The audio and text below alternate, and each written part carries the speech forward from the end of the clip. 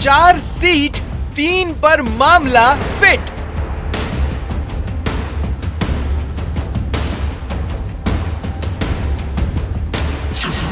राज्यसभा का समर चौथे पर नजर।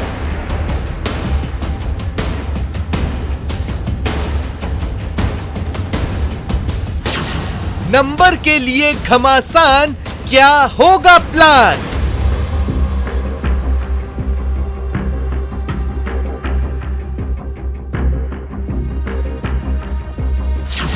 कांग्रेस के प्रयास जारी, बीजेपी कर रही तैयारी।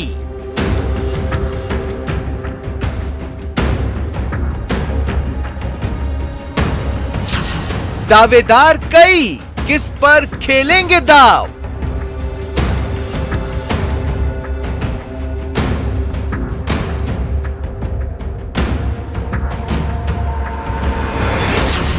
राज्यसभा की रणनीति। स्वागत है आप सभी का, आपके साथ मैं हूं स्वप्निल। राज्यसभा चुनाव की अधिसूचना जारी होने के साथ ही नामांकन दाखिले का काम शुरू हो गया। प्रदेश की 4 सीटों के लिए होने वाले चुनावों में वोट के आधार पर जीत की एक साफ तस्वीर नजर आती है, जो 3 सीटों पर कौन कौन फिट है दिखाती है।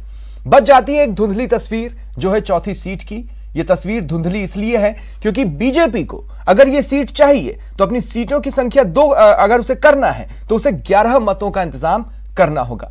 वहीं कांग्रेस को अगर यह सीट जीतकर अपनी जीती हुई सीटों की संख्या 3 करनी है तो उसे चाहिए 15 वोट। तो दरअसल संग्राम इसी सीट के लिए है। इधर उपनेता प्रतिपक्ष राजेंद्र राठौड़ ने ऐलान किया है कि बीजेपी दूसरी सीट खाली नहीं जाने देगी। ऐसे में हो सकता है आने वाले दिनों में हमें बाड़ाबंदी भी दिखे। आज बात इसी पर। और मेरे साथ जो गेस्ट फिलहाल जुड़ रहे हैं, आपको इंट्रोड्यूस करवा देता हूं। आरसी चौधरी जी कांग्रेस प्रवक्ता हैं, मेरे साथ जुड़ रहे हैं। और मिथिलेश जैमिनी जी वरिष्ठ पत्रकार हैं। आप दोनों का स्वागत है न्यूज 18 राजस्थान पर। कुछ ही देर में मेरे साथ बीजेपी के गेस्ट भी जुड़ेंगे। आरसी चौधरी जी, आपसे शुरुआत करना चाहता हूं। एक वक्त था जब आपके पास संख्या नहीं थी तो आपने किसी निर्दलीय को हम समर्थन देंगे वाली रणनीति अपनाई थी। आज भी आपकी एक्स्ट्रा एक सीट के लिए आपके पास नंबर्स है नहीं, वही रणनीति अपनाएंगे या रण में उतरेंगे तीसरी सीट के लिए? स्वप्निल, वो जो रणनीति होती है कांग्रेस पार्टी के जो विधायक हैं, अगर उन्हें उनके पास में एक्स्ट्रा विधायक हैं और वो कहीं भी दिए जा सकते हैं तो निश्चित रूप से एक राज्यसभा में जो प्रतिनिधित्व हो जो कांग्रेस के समर्थन से हो, उस समय की रणनीति रही। लेकिन आज ऐसी स्थिति नहीं है। आज जो तीनों के तीनों जो प्रत्याशी राज्यसभा में राजस्थान से जीत के जाएंगे वो तीनों कांग्रेस के उम्मीदवार होंगे और कांग्रेस के प्रत्याशी के तौर पर वो यहाँ से जीत के जाएंगे। आप कह रहे हैं कि आंकड़ा नहीं है, गणित नहीं है। गणित राजस्थान के अंदर जो पिछले गत 3 साल तक लगातार जो फैसले चलते रहे उसके अंदर संख्या बल के आधार पे आप देखते रहे हैं। यहाँ पे जो निर्दलीय विधायक है, कल माननीय मुख्यमंत्री के साथ में उन्होंने जाके मुख्यमंत्री जी के साथ में और पार्टी के लिए उन्होंने अपनी आस्था व्यक्त की। 41 का जो आंकड़ा होता है एक मैंने वो तस्वीर देखी है। संयम रोड़ा जी ने उस तस्वीर को ट्वीट भी किया, उसमें ये पूरी संख्या तो नहीं थी। मतलब जो आप कह रहे हैं आपको जो 15 वोट चाहिए, कौन आज तक समर्थन में खड़ा हुआ और बता दे कि हमारे साथ में ये 14वां विधायक ये खड़ा है। आरसी जी मेरी बात सुनिए। मैं ये कह रहा हूं कि आप जिन लोगों के समर्थन की बात कर रहे हैं उससे जुड़ी एक तस्वीर संयम लोढ़ा ने कल रात को ट्वीट की थी और उसमें वो संख्या बल नहीं दिख रहा जितने आपको चाहिए।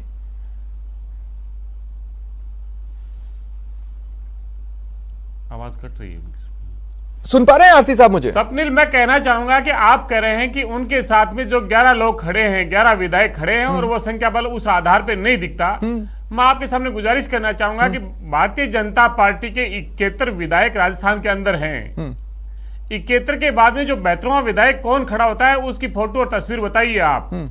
आपने जिस नेता का जिक्र किया, ये बड़बोले बोलने की बजाय तथ्य पे आना चाहिए। उनकी नैतिकता है तो कहना चाहिए कोई निर्दलीय अगर आएगा तो हम उसको समर्थन देंगे, हमारे इतने अतिरिक्त वोट हैं। भारतीय जनता पार्टी का तो हक ही नहीं बनता। इसलिए लोकतंत्र के अंदर वो अपनी चालें तो 11 ही चाहिए। भारतीय जनता पार्टी के पास में सिर्फ 2 उन्हें तो 11 ही चाहिए, 15 तो आपको चाहिए। बल का और दूसरा है भय बल का।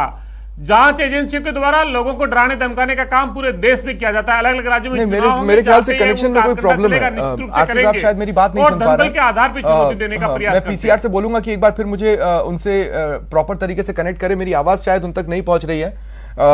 तब तक मुकेश पारीक जी भी अब स्क्रीन पर नजर आ रहे हैं, बीजेपी नेता है, मेरे साथ जुड़ चुके हैं।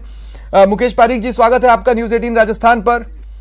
पिछला जो राज्यसभा का रण था उसमें तो बेसिकली दूसरे नंबर के व्यक्ति को उतारकर आपने सिर्फ कांग्रेस के मजे लिए थे, वो जीतने वाला तो वैसे भी नहीं था, और ये आप भी जानते हैं, मैं भी जानता हूं। इस बार क्या करेंगे? देखिए, कोई भी चुनाव जो होता है मजे लेने के लिए नहीं होता है। आपने हो सकता है आपकी क्या उसके पीछे सोच है, लेकिन भारतीय जनता पार्टी दूसरा कैंडिडेट निश्चित रूप से उतारेगी। और जिस प्रकार का बाहर किसी को समर्थन नहीं, जिस प्रकार से इनके जो निर्दलीय विधायक हैं, और निर्दलीय ही क्या, इनके स्वयं के विधायक हैं, जिस प्रकार से इनसे नाराज है, ये किसी से छुपा हुआ नहीं है। इस अंतर कलह का एक परिणाम है। आज लेकिन वो उठ के आपके पास तो नहीं आए, वो उठ के आपके पास तो नहीं आए। देखिए, राज्यसभा के पिछले रण में आपको जो उम्मीद थी वो तो धराशायी हो गई थी। आपको लगा था कांग्रेस में फूट पड़ेगी, हुआ नहीं। देखिए, अगर हमारे पास वोट आए या नहीं आए, लेकिन हम आशान्वित हैं कि इस बार जो है निर्दलीय विधायक जो इनसे नाराज है, वो निश्चित रूप से अपने खुद के अंतरात्मा की आवाज के आधार पर निर्णय करेंगे। भाई, जिनने और जो हम कैंडिडेट उतारेंगे निश्चित रूप से अगर आप के शब्दों के हिसाब से मैं लूं मुकेश पारीक जी, जिन्होंने पिछली बार नहीं सुना वो अब क्यों उम्मीदवारों को भी, विधायकों को भी मान्य हो, और उस हिसाब से हमको ऐसी आशा है कि हमारा दूसरा कैंडिडेट भी जीतेगा। आपके पास दो रास्ते होते हैं मुकेश पारीक जी। पहला रास्ता तो ये होता है कि आप खुद से खड़े हो, जो कि आप बता ही रहे हैं कि हम यही करेंगे। एक रास्ता ये भी होता है, चूंकि हमारे पास संख्या बल नहीं है, कोई निर्दलीय खड़ा होगा तो हम उसे अपने नंबर्स के साथ समर्थन दे देंगे, आगे चाहे जो हो। तो आप अपने लिए जो उम्मीद की किरण देख रहे हैं वो सिर्फ इसमें देख रहे हैं कि उधर से कुछ हो जाए तो हमें मिलेगा? देखिए, जिस भी कैंडिडेट को हम समर्थन देते हैं उसको इसीलिए समर्थन देते हैं कि हम उसको जिताने के लिए उसको खड़ा किया है। लेकिन ये आप तय मानिए कि हम कांग्रेस के लिए कोई तीसरी सीट छोड़ने वाले नहीं है। ठीक है, हम दो उम्मीदवार ही उतारेंगे, और दो उम्मीदवार इस आशा पर उतार रहे हैं कि एक सवाल और अंदर जो जिस प्रकार का अंतर कलह चल रहा है, एक सवाल और विश्वास है। देखिए, दूसरा कैंडिडेट पास हो सकता था मुकेश पारीक जी। देखिए, मुझे बहुत खुशी है कि आपने साफ गोई से जवाब दिया, और उसी साफ गोई से अगले सवाल का भी जवाब देंगे। आपने साफ गोई से कहा कि भाई उनके विधायक नाराज हैं, वहां से वोट आ सकते हैं। आपने ये नहीं कहा कि आपसे आरएलपी नाराज है, उनके वोट आएंगे। आपने ये नहीं कहा कि आपसे आरएलडी नाराज है, उनके वोट आएंगे। आपने ये नहीं कहा कि सीपीएम आपसे नाराज है, उनके वोट आएंगे। तो आपके 15 नहीं हो रहे? नहीं, 15 आप कैसे बात? 15 तो हमको, आपको मालूम है कि वोट तो हमको और चाहिए ना दूसरे उम्मीदवार के लिए। हाँ, उसी के लिए बात कर रहा हूं। की आवश्यकता है वो तो निर्दलीय में से ही प्राप्त होंगे। निर्दलीय तो कुल 13 है, और आपको 3 11 हमारे चाहिए। पास आरएलपी के हैं, जो 3 आरएलपी के जो कैंडिडेट हैं, 3 आरएलपी के जो विधायक हैं, वो वोट भी हमको मिलेंगे। अच्छा, ठीक है, मतलब आपकी बातचीत हुई है। चलिए, बहुत बढ़िया। आरसी चौधरी जी, आपसे मेरा संपर्क रुका था। देखिए, मैं आपसे क्या कहना चाह रहा हूं, मैं आपसे ये कहना चाह रहा हूं कि अगर हम कल की तस्वीर को भी देख लेना तो संख्या 15 नहीं हो रही। गणेश घोगरा जो कि आप ही के साथी हैं, वो तो कल कह चुके कि अगर मेरी बात नहीं मानी तो मैं तो दूसरी जगह वोट डाल रहा हूं। उसके अलावा भी अगर मैं बात करूं तो समय समय पर और भी नाराजगी के स्वर उठे हैं। वो एकजुट क्यों रहेंगे? स्वप्निल, मैं कहना चाहूंगा कि कांग्रेस पार्टी के जो तमाम विधायक हैं, 108 विधायक, 2 बीटीपी के, 2 माकपा के और 13 निर्दलीय विधायक इंटैक्ट खड़े हैं। राजस्थान की जनता देख रही है। उन्हें जो जनादेश भारतीय जनता पार्टी के खिलाफ में दिया था, और आज जो राजस्थान से 25 सांसद जो जनता ने चुन के भेजे थे लोकसभा में, वहां पे एक जो उनका समर्थित सांसद था हनुमान बेनीवाल, वो अलग होने के बाद में अब बोलने लगे हैं। 24 विधायक बिल्कुल मौन होते हैं। लगता है कि संसद के अंदर राजस्थान का प्रतिनिधित्व नहीं बचा है। राजस्थान की जनता की आवाज को मुखर करने के लिए तमाम जो निर्दलीय विधायक हैं, दूसरे दलों के विधायक हैं, वो कांग्रेस के प्रत्याशी को जिता के यहां से भेजेंगे। और ये पारीक साहब बैठे, मैं दावे के साथ कह रहा हूं, और इसी चैनल पे डिबेट करेंगे 10 जून को। आपका सामना पता चल जाएगा। और भारतीय जनता पार्टी में पिछले जो चुनाव हुए उसमें 2 लोग क्रॉस वोट कर गए थे। अभी 8 मुख्यमंत्री बने हुए घूम रहे हैं। हर विधायक, हर मुख्यमंत्री 4-4 वोट लेके घूम रहा है। नहीं, पता नहीं कितने खंड में टुकड़े होंगे। इसलिए भारतीय जनता पार्टी अपने कुनबे को संभाल ले, अपने कुनबे को संभाल पाएंगे। इससे जुड़ा सवाल तो मुकेश पारीक जी आपको आगे लेना ही है, लेकिन अब मिथिलेश जैमिनी जी दरअसल बचे हुए डिबेट की शुरुआत से, उनको भी एक बार मैं डिबेट में शामिल कर लूं, फिर मैं आपके पास आता हूं। मिथिलेश जी, देखिए, ओवरऑल देखिए, स्थिति एक- ये है एक कि मिनट बीटीपी पहले भी इनका एक बार ये जवाब बोल देते चुकी चौधरी जी का है कि ठीक हम रहेगा। कांग्रेस के साथ नहीं है। देखिए मुकेश जी आऊंगा ना, मैं आगे आऊंगा, प्लीज रुकिए ना। मिथिलेश जी, एक बार बीटीपी कह चुकी है कि हम कांग्रेस के साथ नहीं है, लेकिन अभी भी कांग्रेस को लगता है बीटीपी का समर्थन मिल सकता है, हो सकता है मिल भी जाए, हो सकता है मिल भी जाए। लेकिन बात यह है कि क्या निर्दलीय उस संख्या में जुटाना कांग्रेस के लिए बड़ी चुनौती होगी, या 11 की संख्या जुटाना बीजेपी के लिए बड़ी चुनौती होगी? देखिए स्वप्निल जी, संख्याएं कौन जुटाएगा कौन नहीं जुटा पाएगा ये तो 10 को तय होगा, लेकिन दोनों पार्टियों ने राजस्थान को चरागा बना रखा है। राजस्थान में जो भी राज्यसभा के सांसद बनाए जाते हैं वो राज्य से बाहर के बनाए जाते हैं। क्या केसी वेणुगोपाल से कोई राजस्थानी अपना दर्द कह सकता है? क्या मनमोहन सिंह से कोई अपना दर्द कह सकता है? ऐसे ही बीजेपी ने कर रखा है। तो इस राजस्थान को जो चरागा बना रखा है, जो कॉन्स्टिट्यूशन की मूल भावना के खिलाफ है, कॉन्स्टिट्यूशन में साफ लिखा है कि उस स्टेट की आवाज बने, उस स्टेट के लोगों को फायदा हो, क्या ऐसा कर रही है दोनों पार्टियां? नहीं कर रही। दूसरा एक इंपॉर्टेंट चीज है कि आज जो भी एमपीज और एमएलएज हैं वो पूरी तरह करप्शन में डूब चुके हैं, और इनके लिए अटल बिहारी वाजपेयी ने एम वेंकटचलैया के नेतृत्व में जो सुप्रीम कोर्ट के जज थे एक कमेटी बनाई, और उस कमेटी ने खुद ने कहा कि जब तक वो सुप्रीम कोर्ट जजते कहते थे सेकुलरिज्म है कॉन्स्टिट्यूशन उनका एक, ये जो हमारा इंडियन कॉन्स्टिट्यूशन है एक पॉलिटिकल डॉक्यूमेंट है और पॉलिटिकल मास्टर ही इसको चलाते हैं और इसमें रिव्यू करने की जरूरत है। उन्होंने तो ये तक कहा था कि ये डेमोक्रेसी में जो हमारा वाला सिस्टम है जो ब्रिटिश से लिया गया है वो करप्टेड है, अगर हम अमेरिका वाला अध्यक्षीय प्रणाली अपना ले तो शायद करप्शन कम हो जाए। आज हर इतने सारे एमएलए हैं वो राजा हो गए, इतने सारे एमपी हैं वो राजा हो गए।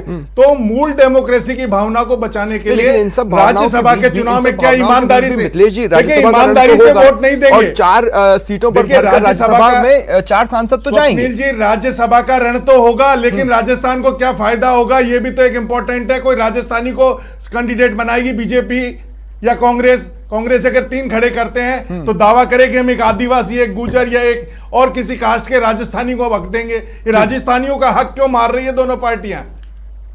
ठीक है। दूसरा जो अहम ये गणित बता रहे हैं, देखिए अहम जो गणित बता रहे हैं वो भी मैं आपको क्लियर कर दूं कि निर्दलियों के ऊपर कोई व्हिप जारी नहीं होता, बीटीपी पे व्हिप जारी नहीं होगा, लेकिन आरएलपी चुनाव में बहुत अहम नहीं, आरएलपी बहुत अहम है क्योंकि आरएलपी व्हिप जारी करेगी और आज वो तय करने वाले हैं, मुझे जहां तक सूचना मिली है कि वो तीसरे कैंडिडेट पे किसके साथ जाएंगे। तो इस राज्यसभा के चुनाव में आरएलपी की अहम भूमिका होने वाली है जब से संयम लोढ़ा का बयान आया उसके बाद में। ठीक है, ठीक है। अब मुकेश पारीक जी मैं आपके पास आ रहा हूं। आप कह रहे हैं कि कांग्रेस के लोग इंटैक्ट नहीं रहेंगे, मैं कह रहा हूं कि बीजेपी के भी जो विधायक हैं उनको विधानसभा में विधायक दल की बैठक के लिए बुलाया जाता है, लेकिन वो वसुंधरा राजे के कार्यक्रम में शामिल होने चले जाते हैं। तो देखने में तो ये भी लगता है हो सकता है आपके विधायक इंटैक्ट ना हो। हम ये मान रहे हैं आपका सरप्लस वोट है, लेकिन उतना सरप्लस ना हो। ये बिल्कुल गलत है। देखिए विधायक दल की बैठक में समस्त विधायक आते हैं, किसी विधायक को कोई कार्य होता है, आवश्यक कार्य होता है, वो सूचना देके अनुपस्थित रहते हैं, ये एक सामान्य सी प्रक्रिया है। लेकिन ये आपका कह देना बिल्कुल गलत है कि विधायक दल की बैठक में नहीं आते हैं। समस्त विधायक हमारे विधायक दल की बैठक में आते हैं, अनुशासित है। ठीक है। तो ये आप बिल्कुल इस बात की चिंता छोड़ दीजिए। भारतीय जनता पार्टी के सभी विधायक एक मुखी हैं और जो पार्टी का निर्णय होगा उसी के अनुरूप वोट डालेंगे। जहां तक आपका जो विषय है आज का वो दूसरे कैंडिडेट का है और कांग्रेस के लिए तीसरे कैंडिडेट का है। देखिए बीटीपी ने स्पष्ट कर दिया है उनकी मांगे पूरी नहीं होगी तो वो कांग्रेस के अनुरूप नहीं जाएंगे। और इनके जो निर्दलीय विधायक है वो तरह तरह की तमाम उनकी डिमांड्स है सरकार से, और इनके विधायक के भी अंदर खाने क्या चल रहा है, आज विधायकों की क्या स्थिति हो रही है, विधायकों के जिस प्रकार से लेकिन एक सवाल और है, छुपा हुआ केस चल रहे हैं, तो आप प्रत्याशी कौन सा चुनेंगे? सरकार की बड़ी देखिए दिनेश जैमिनी जी ने एक सीधा सवाल पूछा कि क्या अगर आप 2 उम्मीदवार उतारना भी चाहते हैं तो क्या वो दोनों राजस्थान से होंगे, या एक जो कंफर्म है उस पर कोई बाहर का होगा और एक जो अनकंफर्म्ड है उस पर राजस्थान का होगा, या एक जो कंफर्म्ड है उस पर राजस्थान का होगा और अनकंफर्म्ड वाले पर बाहर का? देखिए, राज्यसभा के कैंडिडेट का निर्णय केंद्रीय स्तर पर होता है और ये वही निर्णय करेंगे। उनका जो भी निर्णय आएगा उसी समय इस बात की जानकारी होगी। यही गुलामी का उम्मीदवार है कि राजस्थान के विधायक अपना खुद का नेता नहीं चुन पाते राज्यसभा में। ये दोनों पार्टियां अपने आला कमानों की मिजाज कुर्सी में लगे रहते हैं, विधायकों का लेकिन आवाज नहीं दबा रहे का हिस्सा है ही ना मिथिलेश जी। अब इसको कड़वे घूट के कॉन्स्टिट्यूशन में पढ़ लीजिए, कॉन्स्टिट्यूशन में साफ लिख रखा है। हम भी देखेंगे इसमें कौन सी चीजें बदलने वाली। कॉन्स्टिट्यूशन में साफ लिख रखा है, कॉन्स्टिट्यूशन में कि उस स्टेट में आवाज जानी चाहिए। क्या वो स्टेट की आवाज बोले? केसी वेणुगोपाल एक बार भी राजस्थान के लिए बोले? क्या मनमोहन सिंह राजस्थान के लिए बोले? और बीजेपी वाले जो गए वो बोले राजस्थान के लिए? ठीक है, तो ये एमएलए की आवाज नहीं दब रही कि उनके वोट को बेच नहीं रहेगा, यही रास्ता हमें कांग्रेस से भी पूछना चाहिए ना आरसी साहब। हम आपसे दोनों से तो पूछ रहा हूं, 2 कंफर्म सीटें और 1 अनकंफर्म्ड। मैं यही पूछना चाहता हूं, आप इसमें राजस्थान का बैलेंस रखेंगे या नहीं करेंगे? स्वप्निल, मैं कहना चाहूंगा कि जो पत्रकार साथी है मेरे, जिस बात का जो बार बार जिक्र कर रहे हैं, वो मेरे पत्रकार साथी को मैं बार बार जानता हूं। ये देश के संघीय ढांचे में जो प्रहार कर रहे हैं और एक क्षेत्रवाद की भावना से इस राष्ट्र को जो खंडित करने का एक बात करते हैं, मुझे लगता है कि इनके लिए न्यायोचित नहीं होती। अगर राजस्थान की आवाज को बुलंद करना है तो प्रश्न पूछना चाहिए, 25 जो सांसद गए, जो जनता ने चुन के भेजा, वो आवाज क्यों नहीं उठा रहे हैं? अगर मिथिलेश जेमनी जी ये एहसास करते हैं कि 24 भारतीय जनता पार्टी के सांसद हैं, वो राजस्थान के हक और हकूक के लिए कब बात करते हैं? राजस्थान के तमाम जो प्रोजेक्ट पेंडिंग पड़े हैं उसकी कब बात करते हैं? इसलिए ये बात ना बेमानी है और एक अलग चीज है। आप दूसरों में करते हैं। मनमोहन सिंह का नाम तो हम एक बार समझ भी सकते हैं, देश के प्रधानमंत्री थे। केसी वेणुगोपाल जब आप कहते हैं उससे राजस्थानी कैसे कनेक्ट करेगा? जा तो वो राजस्थान के कोटे से केसी वेणुगोपाल पार्टी के राष्ट्रीय संगठन महासचिव हैं, कांग्रेस पार्टी के एक दिग्गज नेता हैं और कांग्रेस पार्टी के कार्यकर्ताओं के साथ में जो उनकी भेजा है, जो एक ये राजस्थान के लिए अच्छी बात है कि एक पार्टी का जो सेकंड जो लीडरशिप है, जो नेता है, वो राजस्थान से प्रतिनिधित्व करते हैं। राजस्थान के कांग्रेस के लिए, कार्यकर्ताओं के लिए निश्चित रूप से महत्वपूर्ण बात है। उनका जो संसद का जो पैसा है, वो जो बजट है, वो तमाम जो बातें हैं, वो मुखरता के साथ में रखते हैं। राजस्थान का प्रतिनिधित्व करने वाला सांसद प्रतिदिन कांग्रेस का मुखौटा होकर और जनता के सामने होता है। ये राजस्थान के लिए खुशी की बात है। ये नहीं, फिर इस बार क्या पकड़ेंगे? ऐसा ही कोई बाहर का उठाएंगे या 2 कन्फर्म पे राजस्थानी होंगे या 2 कन्फर्म पे 1 राजस्थानी 1 बाहर का? या क्या करने क्या वाले हैं आप? स्वप्निल, मुझे लगता है कि ये एक विभाजन की राजनीति, ये जो बात करते हैं कि किस क्षेत्र का होगा, क्यों इस देश को क्षेत्र पे, जाति पे, धर्म पे किसने लिखा? कॉन्स्टिट्यूशन में लिखा हुआ होता तो दिखाई नहीं सकता। आप दिखा दीजिए ना, आप अगर उस आर्टिकल को बताइए ना कि नहीं जाएंगे। कैसी बातें कर रहे हैं आप? कैसी बातें कर रहे हैं आप? ये बता दीजिए किस आर्टिकल में राज्यसभा का चुनाव हो रहा है? 2 सेकंड। अगर आप इतना ये दिन जानते हैं, देखिए एक बात बताइए आरसी साहब, एक बात बताइए। विधानसभा चुनावों में और लोकसभा चुनावों में बाहरी एक मुद्दा होता है या नहीं? उस मुद्दे को कैश करने की आप कोशिश करते हैं या नहीं? करते हैं ना। अब राजस्थान के विधानसभा का चुनाव होगा तो आप वोट जाकर पंजाब में तो नहीं लेंगे ना, लेना तो यही है, करेक्ट? स्वप्निल, उस राज्य का नाम बता दीजिए, उस देश का नाम बता दीजिए जहां पे राज्यसभा की 2 से ज्यादा सीटें हैं और वहां पे प्रतिनिधित्व तो बाहर के लोग नहीं करते हैं। पूरे राष्ट्र के अंदर प्रतिनिधित्व उच्च सदन है। उच्च सदन के अंदर वैसे लोग जाने चाहिए जो सदन की गरिमा के अनुरूप हो, जो सदन के अंदर जाने से सदन की गरिमा बढ़ती हो, ऐसे प्रत्याशियों का चयन किया जाता है। लेकिन अब मैं दोबारा इस चीज पर, लेकिन विभाजनकारी राजनीति जब से शुरू हुई है, दोबारा वापस संख्या पर आने की कोशिश करता हूं। चर्चा करना लगा है मिथिलेश जी, मैं आपके पास इस सवाल के साथ आ रहा हूं।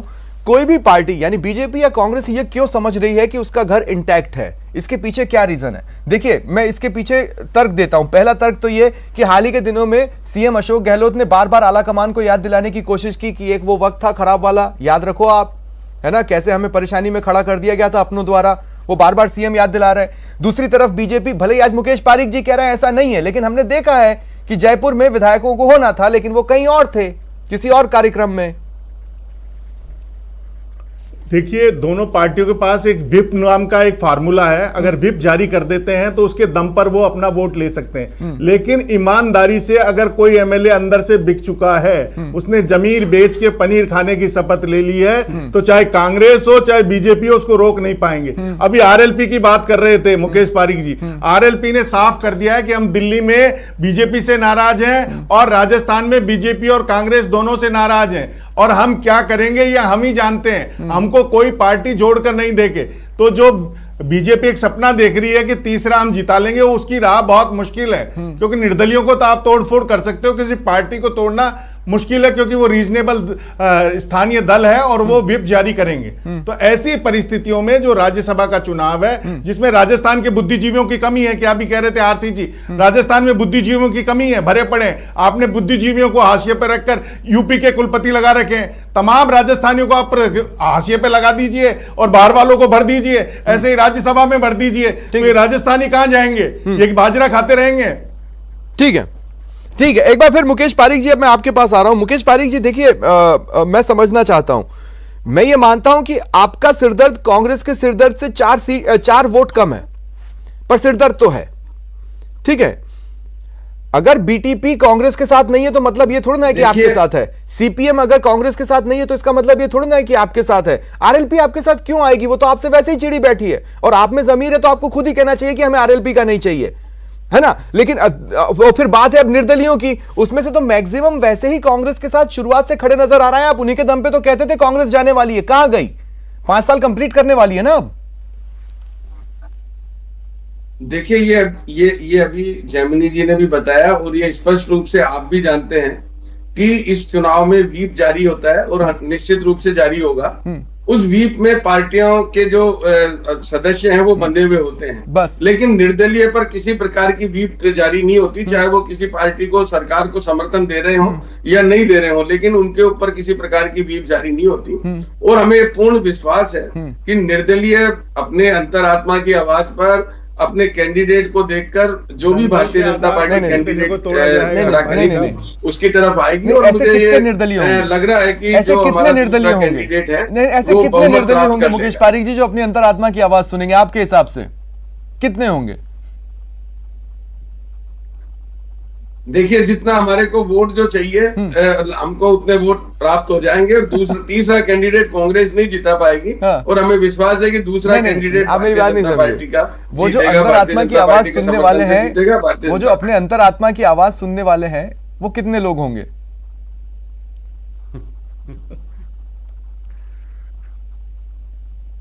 मुकेश पारीक जी। हाँ जी, वो जो अंतरात्मा की आवाज सुनने वाले हैं, उन्होंने पिछले राज्यसभा चुनाव में अपनी अंतरात्मा की आवाज क्यों नहीं सुनी?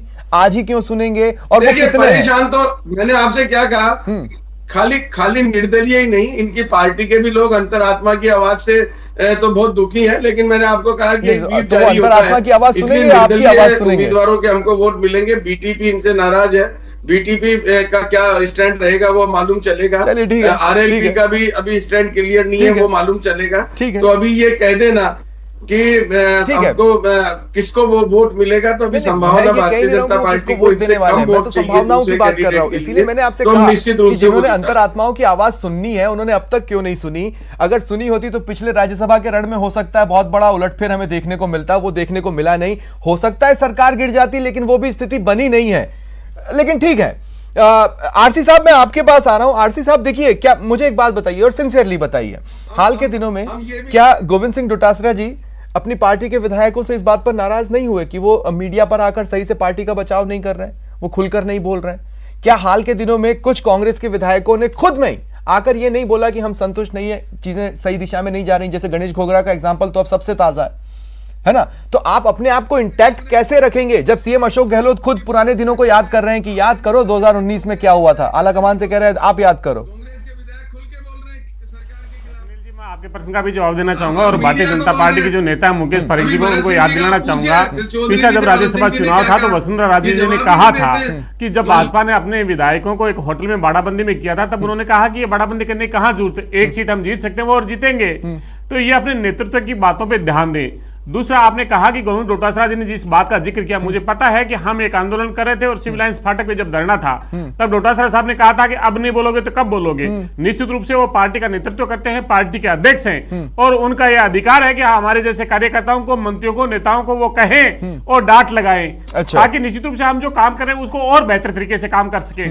वो पार्टी के मुखिया होने के नाते एक गार्जियन के तौर पर है, हमारे मार्गदर्शक हैं, इसलिए जो भी काम करते हैं निश्चित रूप से उनका जो कहना होता है वो हमारे आरसी साहब, मुझे एक बात बताइए, मुझे एक बात बताइए आरसी साहब, ध्यान से सुनिएगा। आरसी साहब, अंतिम सवाल है मेरा आपसे, और बहुत ध्यान से सुनिएगा। आरसी साहब, 2 मिनट सुनिए, 2 मिनट सुनिए। मैंने आपकी बात मान ली, आपने गोविंद सिंह डोटासरा वाले हिस्से पे जो बोला मैंने आपकी बात मान ली। सिर्फ एक ही सवाल है, अगर पार्टी में सब कुछ ठीक है और सबके दिल अब मिल चुके हैं, तो सीएम अशोक गहलोत को बार बार 2019 याद करने की जरूरत नहीं है, पर वो कर रहे हैं।